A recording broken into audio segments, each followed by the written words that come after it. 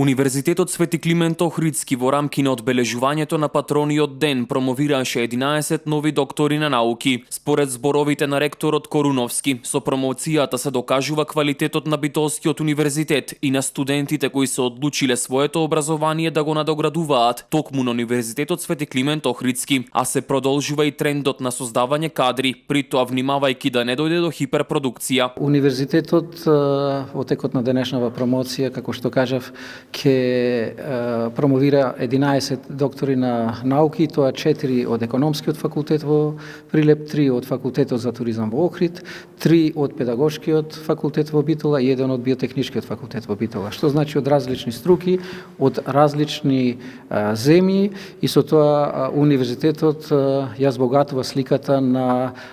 доделување на највисоки звања кои што може да ги издаде еден универзитет. Покрај студенти од Македонија, денеска беа промовирани и нови доктори на науки кои доаѓаат и од соседните земји. Се разбира, тоа се нашите амбасадори. И најчесто имаме пред се од окружувањето доктори на науки, но денес ќе промовираме еден доктор на науки кој што има заедничка диплома заедно со Универзитетот во Гент. Тоа се должи на една, да речам, политика на, да речам, продор на нашите можности надвор од границите на Република Македонија и ќе кажам дека оние кои што успешно го